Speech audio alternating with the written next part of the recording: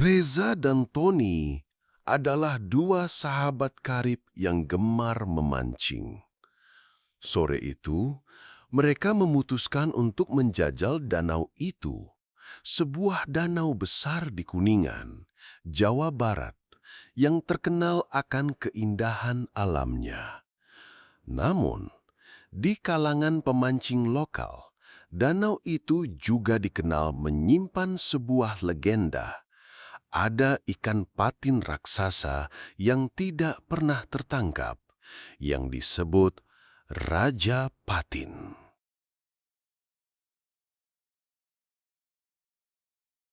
Hai, makasih yang udah mampir ke channel Hanya Horor. Semoga kalian selalu diberikan kesehatan dan kelancaran rezeki.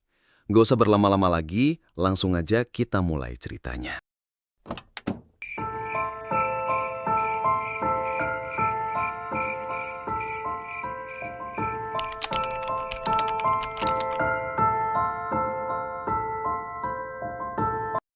Tony berseru dengan penuh semangat saat mereka menambatkan perahu kecil mereka di pinggir danau. Malam ini kita akan menjadi pahlawan, Zah. Raja Patin akan menjadi milik kita. Reza hanya tersenyum. Ia sudah sering mendengar cerita seperti ini, dan biasanya hanya berakhir dengan pulang tanpa hasil. Namun, suasana di danau sore itu memang terasa berbeda. Angin sepoi-sepoi dan langit jingga yang memantul di permukaan air menciptakan pemandangan yang begitu tenang. Saat mereka sedang menyiapkan umpan, seorang nelayan tua dengan wajah keriput menghampiri mereka. "Nak, memancing sampai malam. Danau ini indah, tapi jangan sampai lewat tengah malam," pesannya dengan nada serius. "Kenapa, Pak?" tanya Reza. Nelayan tua itu hanya menggelengkan kepala.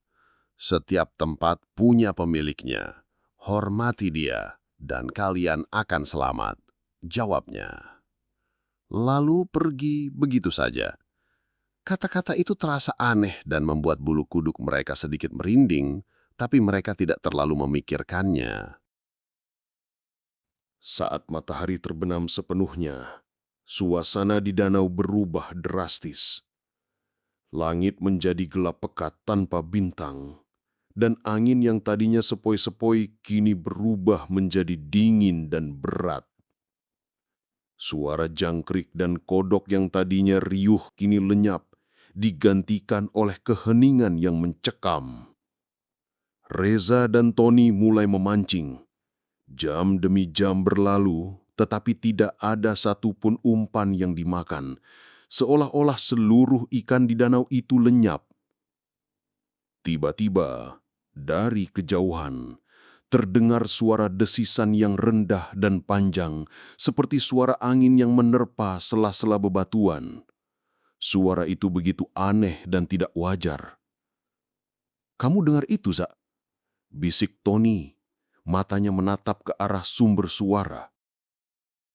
Reza mengangguk. Ia juga merasakan firasat buruk. Senter yang mereka bawa mulai berkedip-kedip, lalu mati total, membuat mereka tenggelam dalam kegelapan total.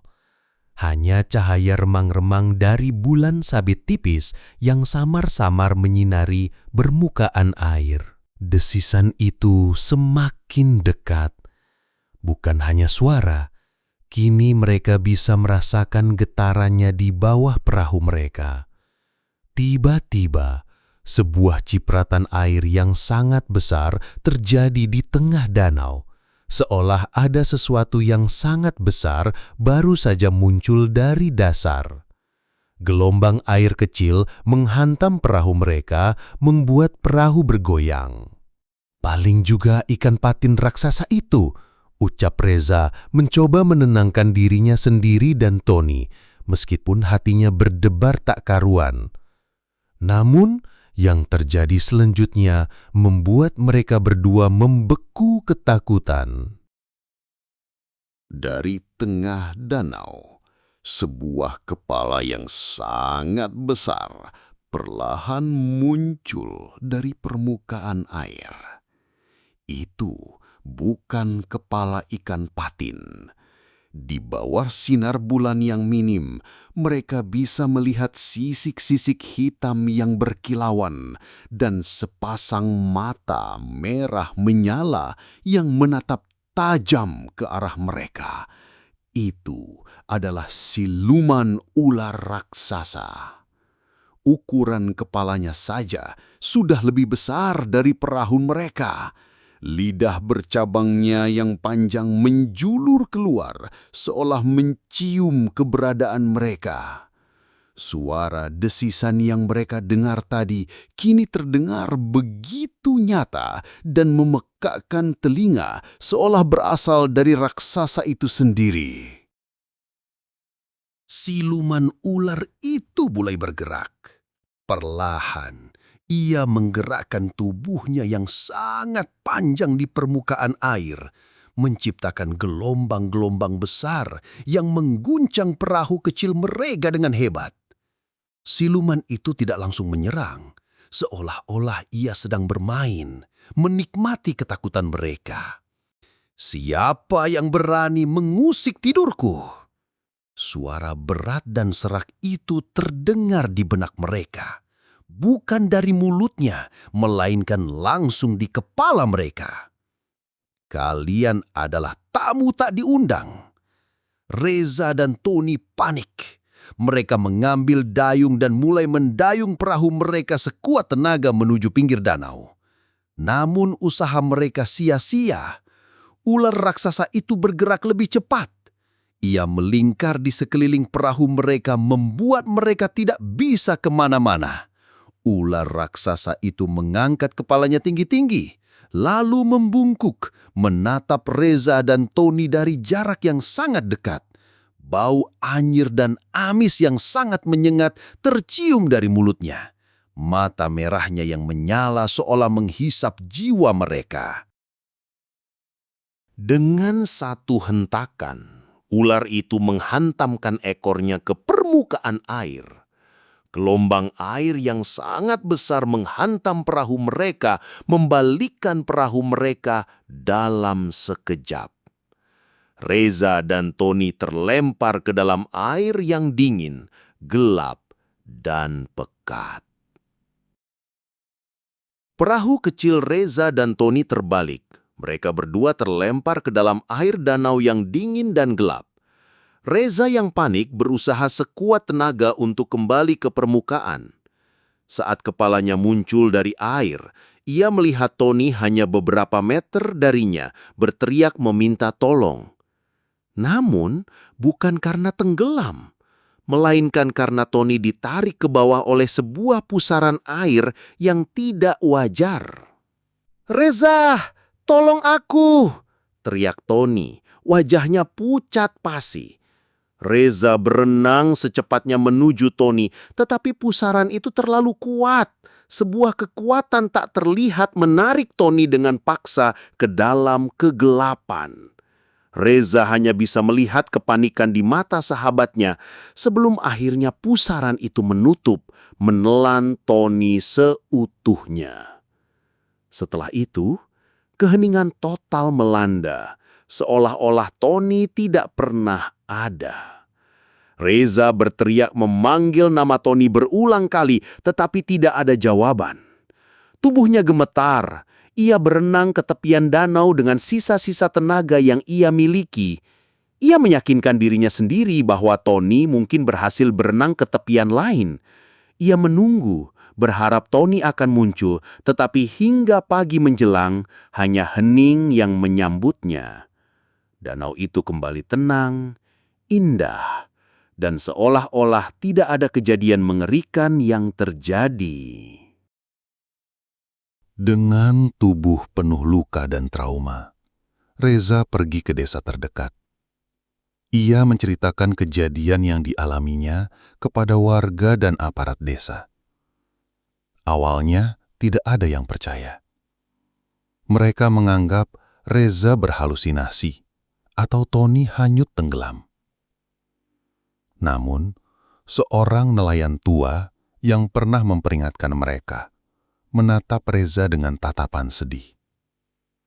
Anak itu, dia tidak tenggelam, bisik nelayan tua itu.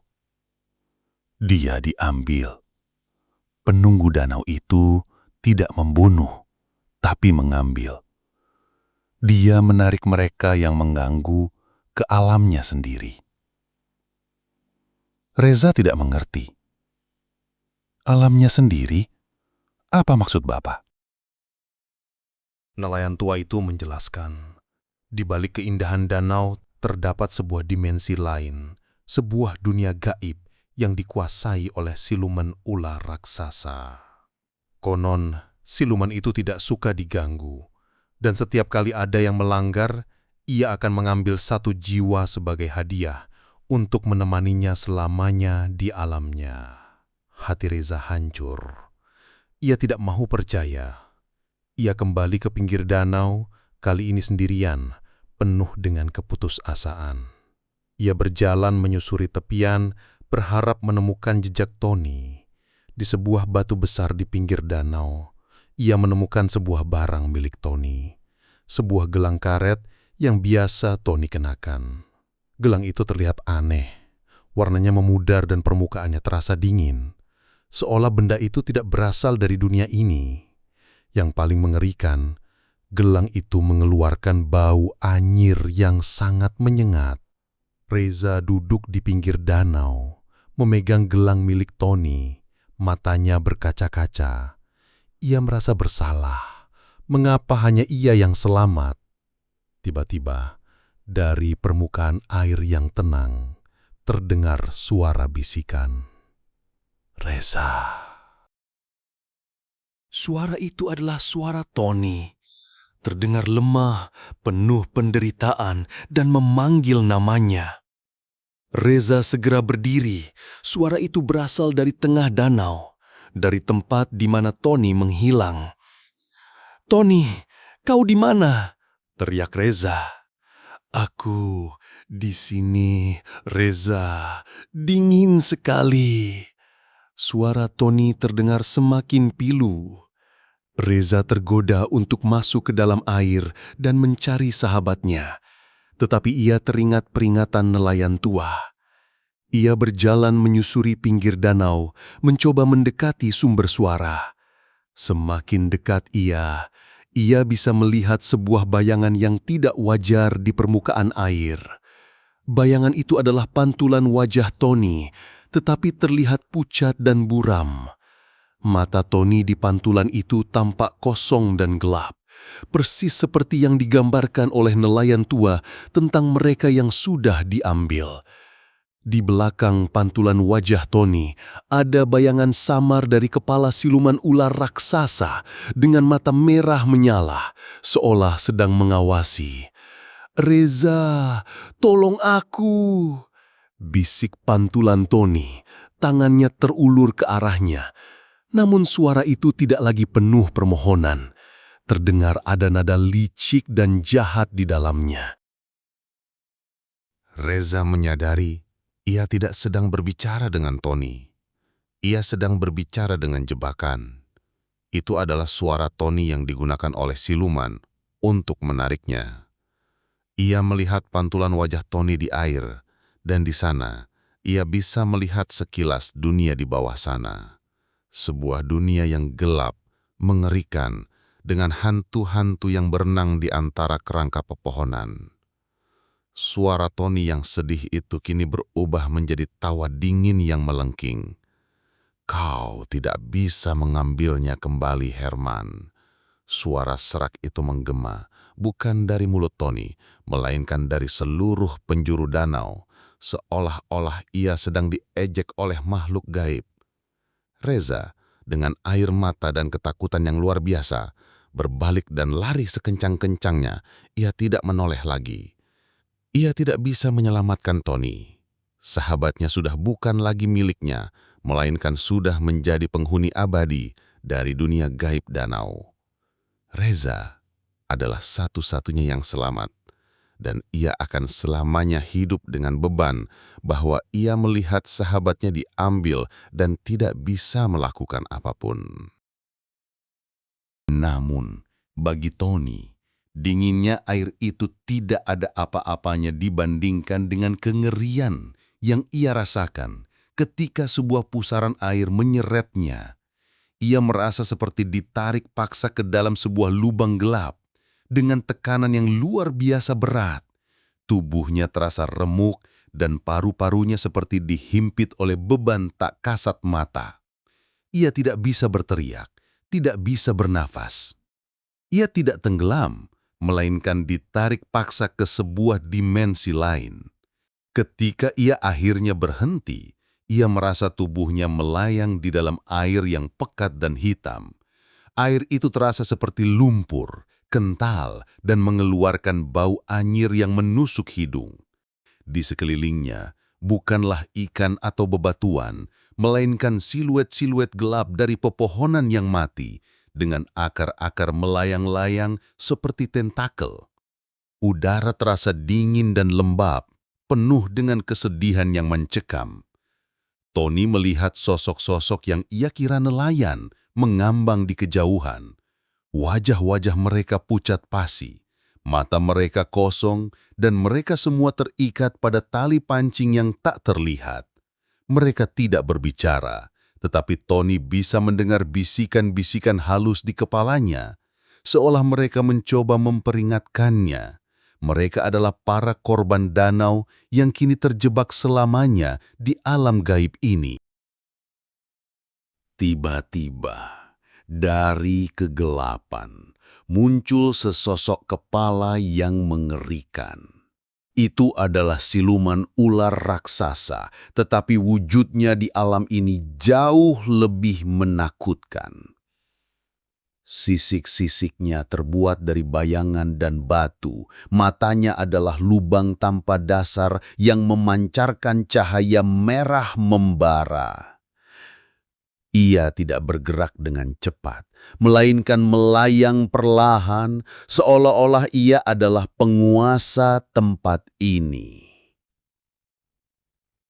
Selamat datang, Nah. Suara serak yang berat itu terdengar langsung di benak Tony.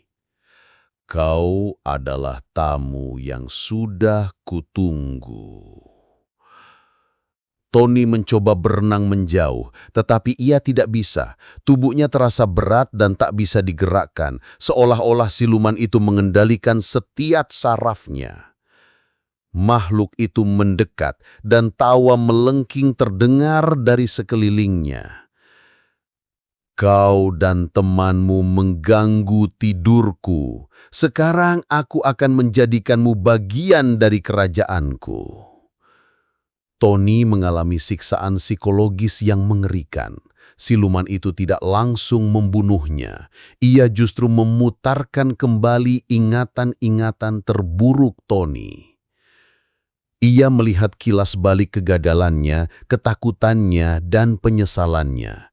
Siluman itu mengubah memori-memori tersebut menjadi gambaran mengerikan, membuat Tony berteriak dalam kepalanya. Kau lemah, kau tidak berharga. Kekuatanmu tidak sebanding dengan kekuatanku. Suara siluman itu terus bergemuruh, merobek-robek kewarasan Tony. Saat Tony hampir putus asa, ia melihat sekilas pantulan wajahnya di permukaan air, di mana Reza sedang melihatnya dari dunia nyata. Ia berusaha berteriak, memanggil nama Reza, tetapi ia tidak bisa. Ia hanya bisa melihat tatapan panik Reza dan tahu bahwa Reza tidak bisa mendengar atau menolongnya. Siluman itu menyadari hal ini. Ia membungkuk, wajahnya yang menyeramkan mendekati wajah Tony. Lihat, temanmu tidak bisa menolongmu, bisiknya. Dia tidak bisa melihatmu seperti aku. Di sini, kau tidak punya siapa-siapa. Menyerah saja, biarkan aku mengambil alih jiwamu. Aku janji penderitaanmu akan berakhir. Dengan sisa-sisa keberanian yang ada, Tony mencoba melawan. Ia berteriak, mencoba membebaskan diri, tetapi sia-sia. Tekanan psikologis dan spiritual dari siluman itu terlalu kuat. Saat ia akhirnya menyerah, sebuah cahaya hitam keluar dari tubuhnya, disusul oleh rasa sakit yang tak terlukiskan. Kesadarannya hancur dan ia terjebak di dalam kegelapan. Tony tidak mati. Ia masih hidup, tetapi ia kini menjadi budak di dalam tubuhnya sendiri. Ia kisah melihat Reza berlari ketakutan di pinggir danau, tetapi ia tidak bisa melakukan apapun. Ia hanyalah sebuah kesadaran yang terperangkap, yang dipaksa untuk menyaksikan bagaimana tubuhnya kini digunakan sebagai boneka oleh siluman ular raksasa itu. Ia adalah penghuni abadi danau, dan ia akan selamanya hidup dalam kegelapan, terjebak dalam kengerian yang tak berujung. Reza tidak berhenti berlari sampai ia kembali ke perkampungan.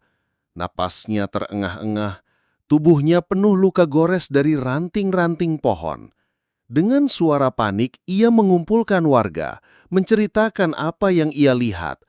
Namun sebagian besar warga menatapnya dengan tatapan iba, menganggap Reza trauma dan berhalusinasi. "Tony masih hidup, aku melihatnya. Dia terjebak di dalam danau. Kita harus menolongnya," teriak Reza. Suaranya serak. Di tengah kerumunan yang tidak percaya, nelayan tua itu muncul. Ia memandang Reza dengan tatapan yang penuh pengertian dan kesedihan. "Dia tidak berbohong," kata nelayan tua itu kepada warga.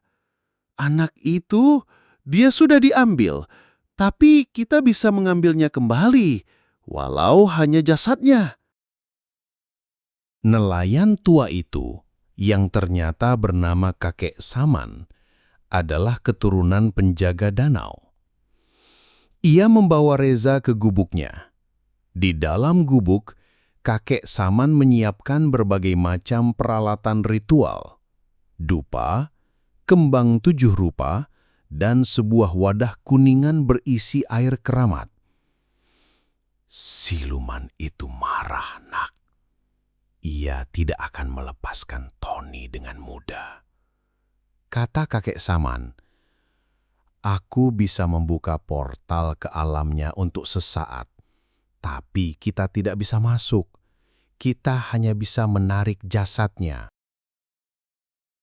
Malam harinya, di pinggir danau, Kakek Saman memulai ritualnya. Asap dupa membumbung tinggi, menciptakan aroma yang pekat dan mistis. Kakek Saman melantunkan doa-doa dengan suara yang kuat sambil mencipratkan air keramat ke permukaan danau. Reza yang berdiri di sampingnya melihat permukaan air mulai bergejolak, seolah ada sesuatu yang besar bergerak di bawahnya. Tiba-tiba, di tengah-tengah gejolak air, sebuah pusaran kecil terbentuk. Pusaran itu tidak menarik ke dalam, melainkan mengeluarkan sesuatu ke permukaan. Perlahan, sebuah tangan muncul dari pusaran itu, diikuti oleh kepala. Itu adalah jasad Tony mengambang tanpa daya di permukaan air. Wajahnya terlihat damai, tetapi matanya terpejam seolah sedang tidur. Reza segera berlari ke arahnya, tetapi Kakek Saman menahannya. "Jangan, dia belum sepenuhnya kembali. Jin itu masih menahannya." Saat jasad Tony ditarik ke pinggir, sebuah bayangan hitam muncul dari dalam air, mencoba menariknya kembali. Mata merah menyala tampak di bawah air, menatap tajam ke arah Kakek Saman. Suara desisan yang mengerikan kembali terdengar, mencoba menakut-nakuti mereka. Namun, kakek Saman tidak gentar. Ia mencipratkan sisa air keramatnya ke jasad Tony dan bayangan hitam itu menjerit kesakitan, lalu menghilang. Pusaran air pun perlahan-lahan meredah dan danau kembali tenang. Reza akhirnya bisa melihat jasad sahabatnya dari dekat. Tony sudah pergi. Wajahnya yang tadinya riang kini pucat dan dingin.